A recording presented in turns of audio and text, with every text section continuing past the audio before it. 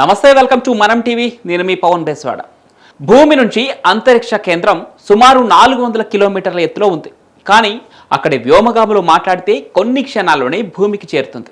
అంతేకాదు, భూమి నుంచి పంపిన కొన్ని సిగ్నల్స్ కోట్ల కిలోమీటర్ల దూరంలో ఉన్న స్పేస్ క్రాఫ్ట్కు చేరుతున్నాయి. దీనికి కారణం కమ్యూనికేషన్ సిస్టమ్. మనకు సెల్ టవర్స్ ఉన్నట్లే భూమిపై ఉన్న శాస్త్రవేత్తలు అంతరిక్షంలో ఉన్న ఆస్ట్రోనాట్స్తో మాట్లాడేందుకు ఒక కమ్యూనికేషన్ సిస్టమ్ ఉంటుంది.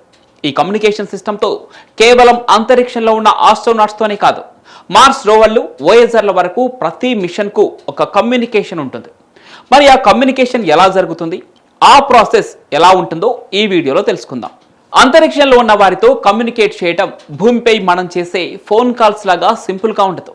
ఈ వ్యవస్థ మొత్తం శాస్త్రీయంగా ఒక క్రమబద్ధమైన ప్రాసెస్ ద్వారా పనిచేస్తుంది. అంతర్జాతీయ అంతరిక్ష కేంద్రం భూమికి సగటుగా 400 కిలోమీటర్ల ఎత్తులో గంటకు 28,000 కిలోమీటర్ల వేగంతో కక్షలో తిరుగుతోంది. అక్కడ ఉన్న ఆస్ట్రోనాట్లు భూమిపై ఉన్న మిషన్ కంట్రోల్ సెంటర్తో రోజు కాంటాక్ట్లో ఉండాలి. దీనికి నాసా ప్రత్యేకంగా TDRS అనే మల్టీలేయర్ సిస్టమ్ను అభివృద్ధి చేసింది. ISSలో ఉన్న ఆస్ట్రోనాట్లు మాట్లాడే ప్రతి మాట, పంపే ప్రతి డేటా TDRS శాటిలైట్లకు వెళ్తుంది. అక్కడి నుంచి ఈ సిగ్నల్స్ న్యూ మెక్సికోలో ఉన్న వైట్ షాన్స్ గ్రౌండ్ స్టేషన్కు వెళ్తుంది. వీటిలో అంతరిక్ష కేంద్రం నుంచి HD వీడియోస్, ఫోటోలు కూడా భూమికి పంపవచ్చు. అంతేకాదు, అంతరిక్ష కేంద్రంలో ఇంటర్నెట్ సదుపాయం కూడా ఉంటుంది. కానీ అది మన ఇంటి ఇంటర్నెట్ లాంటిది కాదు. ఆస్ట్రోనాట్స్ ఇంటర్నెట్ స్పీడ్ సుమారుగా 600 Mbps వరకు ఉంటుంది.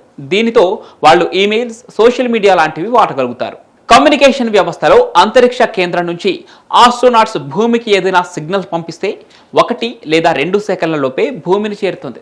అదే చంద్రుడి నుంచి పంపిస్తే 1.3 సెకండ్లకు భూమిని చేరుకుంటుంది. ఒకవేళ మార్స్ నుంచి భూమికి సిగ్నల్ పంపిస్తే 4 నుంచి 24 నిమిషాల వరకు సమయం పట్టే అవకాశం ఉంది. మార్స్ విషయంలో ఎందుకంత సమయం పడుతోందంటే, మార్స్ తన కక్షలో తిరుగుతున్నప్పుడు కొన్నిసార్లు భూమికి దగ్గరగా, మరికొన్నిసార్లు భూమికి దూరంగా వెళ్తూ ఉంటుంది. అందువల్లే 4 నుంచి 24 నిమిషాల సమయం పట్టే అవకాశం ఉంటుంది. అలా అంతరిక్షంలో భూమికి దూరం పెరిగే కొద్దీ సిగ్నల్స్ రిసీవ్ చేసుకునే సమయం కూడా పెరుగుతుంది.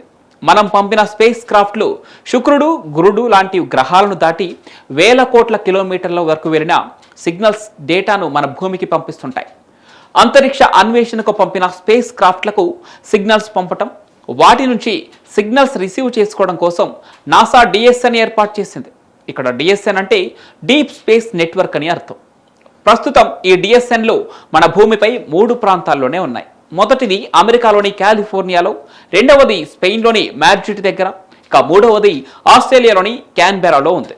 ఇవి 70 వ్యాసంలో ఉంటాయి, అంటే ఒక ఫుట్బాల్ కోర్ట్ సైజులో ఉంటాయి. వీటి లక్ష్యం ఒక్కటే, భూమి నుంచి కోట్లు, వేల కోట్ల కిలోమీటర్ల దూరంలో ఉన్న స్పేస్ క్రాఫ్ట్ల నుంచి సిగ్నల్స్ అందుకోవటం, అక్కడికి మళ్ళీ కొత్త కమాండ్లను పంపటం. మానవ చరిత్రలోనే అంతరిక్షంలో అత్యంత దూరంగా ప్రయాణిస్తున్న వోయేజర్ 1 మరియు వోయేజర్ 2 స్పేస్ క్రాఫ్ట్లు ఈ DSN ద్వారానే ఇప్పటికీ భూమికి సమాచారాన్ని పంపిస్తున్నాయి. 1977లో ప్రయాణం మొదలుపెట్టిన వోయేజర్లు ఈరోజు భూమి నుంచి 24 బిలియన్ కిలోమీటర్ల దూరంలో ఉన్నాయి. ఇవి స్పేస్ గురించి తెలుసుకునేందుకు ప్రయత్నాలు చేస్తున్నాయి. ప్రస్తుతం వీటి సిగ్నల్స్ భూమికి రావటానికి సగటుగా 22 గంటల సమయం పడుతుంది. అంటే వోయేజర్ నుంచి పంపిన సందేశం మనకు రావటానికే 1 రోజు సమయం పడుతుంది. వోయేజర్ ఇంకా దూరం వెళితే దాని సిగ్నల్ మనకు అందటానికి 1 రోజు కంటే ఎక్కువ సమయం కూడా పట్టవచ్చు. ఇలా మనం పంపిన మార్స్ రోవర్స్ అయినా, శుక్రగ్రహ మిషన్లైనా, జునో లాంటి గ్యాస్ జెయింట్ మిషన్లైనా అన్నింటికీ కమ్యూనికేషన్ ఇదే పద్ధతిలో సాగుతుంది.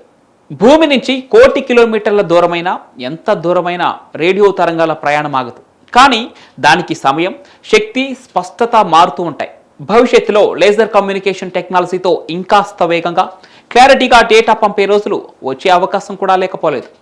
ఈ ఇన్ఫర్మేటివ్ వీడియో మీకు నచ్చినట్లయితే లైక్ చేసి షేర్ చేయండి. ఇలాంటి ఆసక్తికరమైన మరిన్ని వీడియోల కోసం మనం టీవీని సబ్స్క్రైబ్ చేసుకోండి.